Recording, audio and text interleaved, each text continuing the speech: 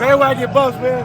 Hell of a game. 2 win for 500. BWB. Bandwagon Buffs. That's right. Buff Nation, what up? BWB, my bandwagon buffs. What it is, what it does, and what it's gonna be. It's your man's Harry Billion. Welcome to the Liberian Perspective. Please do me a favor and smash that subscribe button. Make sure to give me the thumbs up. And don't forget to hit that bell notification so that you can get the videos as soon as I upload it to YouTube. All right, family, I gotta go ahead and get into this video real quick, so that's all the business I got. You know what time it is. Let's work. I'm gonna take a break from my regularly scheduled video to bring you this message and ask you a question. Do you still believe? Where you at? When we first started this journey, guys, way back in December, it seems as if doom and gloom has overtaken this Colorado Buffs team. We've lost 5 games. We are 4-5. But this is still the same Colorado Buffs team that we were rooting for preseason, during the season when they were up. Now they're down, and I need to know if you still believe. The season's not over, and even if it was out of reach, and it feels as if we were not going to win another game, you are still a Colorado Buff, right? You are still a bandwagon Buff, right? You're either here for Coach Prime because he came over from Jackson State, or you are here because you've been here for years. This is not your first time going through some turmoil. You cannot be a former Buff. You can't tell me that this season is worse than the last 5 years that you've been through. I would not believe you. You know why I wouldn't believe you? Because this man right here that you're staring at, Coach Prime, Deion Sanders, have turned this program around in many more ways than, let's just say, putting W's on that scoreboard in every game. I know that our expectations were very high. I know that we expected a lot more because of what Deion Sanders himself expected us to expect, but these are growing pains. When your team is going through a tumultuous period, it's no time to throw in the towel. It's time for you to buckle up and say, you know what? I'm riding, and I'm still riding. I still believe that we only lost 1 game this season for real, and that was the Oregon game. All those other games had to do with growing pains. This man, Coach Prime, that you are staring at right now, this guy right here, is still our guy. And our guy is the guy that their guy is always talking about. That's right. He has turned Colorado football around and made it watchable again. Now, I will say this. He too deserves some grace as a coach. Our expectations for him, yes, they were high. And the only reason why they were so high is because of his bravado, because of the confidence that he exudes in his life. But we have to understand that Coach Prime has not coached more than 5 years at the college level. This is his first step into the Power 5 level. We forget those things because he has a gold jacket playing the game, and because he was undefeated at Jackson State, and because he was so undefeated when he was coaching in high school. All of those things comes with Coach Prime, and we look at him as a natural winner. So we're like, you know what? We are expecting him to win more, but there is no grace. We're forgetting to apply that grace that everybody needs to be successful. We are forgetting to apply the same grace that we would expect if we were to walk into a new situation, the growing pains that we're going to face. That grace right there, we're not applying it to this guy right here. I think it's time for us to remember that this team was put together less than 3 months. I don't know the exact numbers, but remember there was the spring game. He brought some people from Jackson State, only a handful of coaches, a handful of players, and then he had to fill up the team with practice players, the preparation team. He then had to bring in people who were going to be on that O-line, that D-line, and special players like Jimmy Horn Jr. and all the other players that are on this team. He did that within months before the season started. We need to apply a little bit more grace and patience like he's asking us to do. I'm seeing stuff from everywhere. Long-term so-called Buff fans saying, I don't want to be a fan no more. This is crazy. Listen, man, sometimes Coach Prime, his bravado, his personality, is hard for a lot of us to chew on. Even some of the reporters have come around to understanding the type of guy that he is. They know that he's truthful. They know that he means well. They know that he wants to win. There's one thing that I want you to take away from this. The team that he has, the team that he was able to assemble under pressure in a little bit of time, that team is an elite team. And I want to take you on a short journey that tells you how elite this team is. Let's go. Number 1, TCU came from a national championship game. They were ranked number 17 to open up the season. All odds were against the Colorado Buffaloes. Everybody said no more than 2 games, maybe 3.5. Colorado walked into into that stadium and took that game. Made all of us proud. That's number one. Number two, he has one of the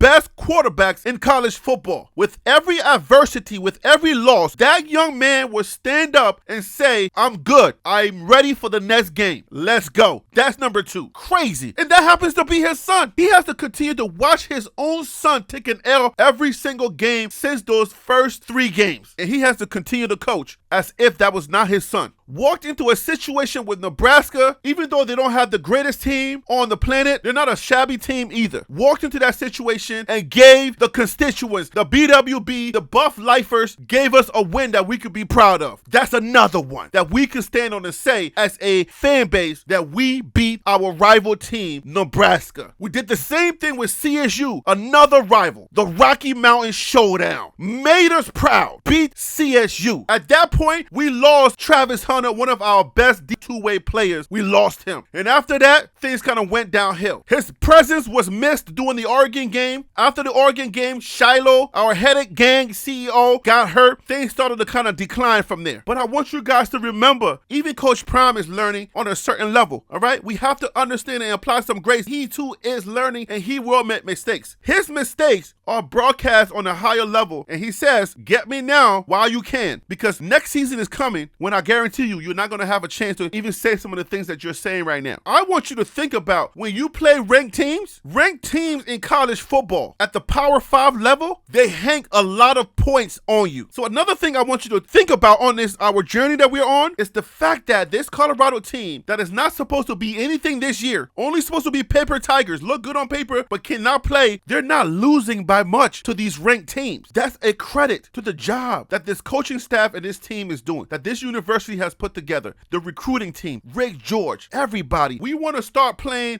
point the finger. This person is doing this, that person is doing that. I want us to also remember that even USC, Riley, he let go of his defensive coordinator and that barely got any type of mention in the news. The fact that Coach Prime made an adjustment to his OC, he felt like something needed to change. That's making news because he commands attention, and that attention sometimes, I think it was Joe Klatt that says, that attention is called a Deion tax. That's part of the Deion tax. And it's understandable. When you command that much attention, everything that you do is going to be highlighted and is going to be put on a bigger scale. He needed a breath of fresh air in the play calling. He made a decision. Apparently, he's made this decision before at Jackson State. But now, everything he does on this level is going to get a certain amount of attention. But I want us as a fan base, I want us BWBs, those who are here for Coach Prime, to please remember that this team has only been together for only a couple of months. Not long enough for you to even understand that friendships are being developed. People are still understanding each other. Even though you go on that football field and you play together, you got to go home to your own place. You have friends before coming here. Those are things that matter to chemistry and development. Those are going to take time as well. Those old linemen that we are calling trash, they have family and friends that are relaying those messages back to them. They're in the comments and they're reading those comments, and we need to be careful because those two are human beings that certain things can get to. We all need to relax, man. I was working on a magnificent video, but I was like, my spirit ain't in this. And it's time for that Harry B that used to bark on videos in the beginning to bark just a little bit louder for this fan base, for this BWB fan base. We need to trust. We need to have patience. We need to love on our Buffs. Whatever's going to happen is going to happen. Let's enjoy the game. You understand what I'm saying? Skull Buffs.